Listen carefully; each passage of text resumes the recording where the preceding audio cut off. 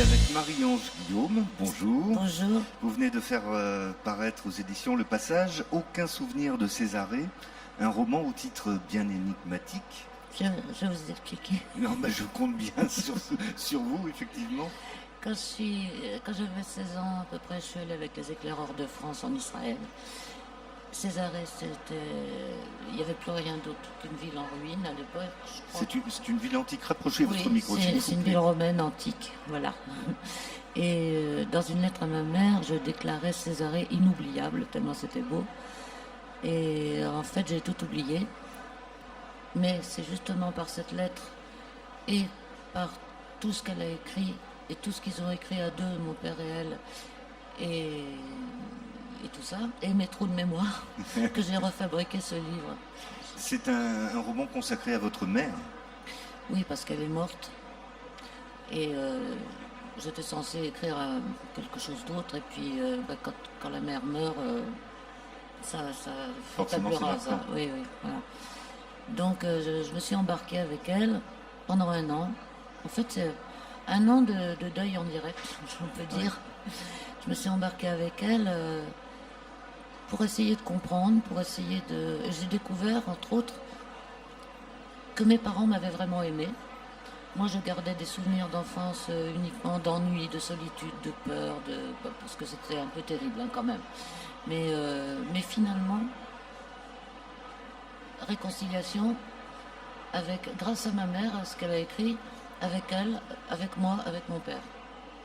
Mais c'est en rangeant le grenier que vous avez fait. Oui, c'est en vidant la maison. Parce qu'elle avait un peu laissé les écuries d'augias dans le grenier. Oh là là, c'était vraiment... c'est-à-dire, c'était 60 ans pour elle, oui, 60 ans de vie dans cette maison. Alors, avec un grenier où on dit, on verra, ça peut toujours servir, oui. Donc on le met ça. Plus de tout, il y avait de tout dans ce grenier. Bon, j'ai vidé la maison, c'est très triste de vider une maison. Hein. Et oui, on tombe à chaque fois sur des souvenirs. Ah oui, c'est un peu dur, oui. Oui. Bon, je tiens à dire quand même que le livre n'est pas que triste. Hein. Oui, on peut pleurer, mais voilà. Vous avez de l'humour aussi. Oui, aussi. C'est même normalement d'habitude mon fonds de commerce. Mais bon, là, c'est un peu spécial. C'est un livre très spécial. D'ailleurs, si on peut digresser un petit peu sur l'humour, vous l'avez connu parce que vous avez travaillé au journal Pilote. Oui, j'ai travaillé 4 ans à Pilote et comme j'ai connu Goscinny et des proches qui écrivaient dans Pilote à ce moment-là, j'ai fait aussi un livre sur Goscinny et un livre sur des proches. Ce n'était pas le même humour l'un et l'autre? Pas du tout. Pas le même personnage, pas la même personne, pas le même humour, non. Mais très important pour moi les deux.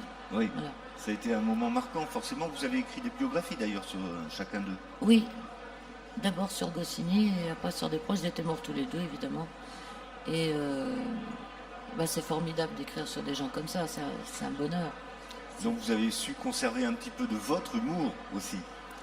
Oui, bien sûr, et puis j'ai un côté caméléon quand j'écris sur quelqu'un. C'est-à-dire, je me fais un peu Goscinny, je me fais... Bon, avec tout... gardons les...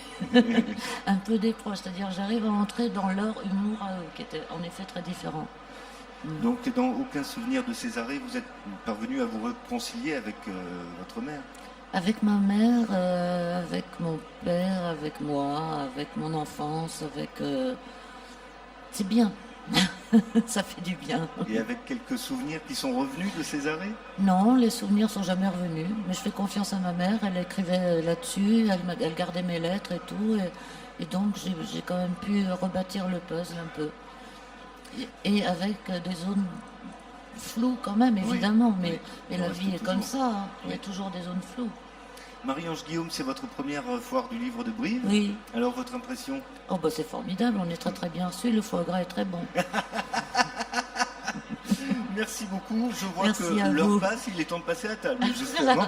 Oui. Je vous souhaite un très bon appétit et une bonne suite de la foire du livre. Merci. Merci à vous.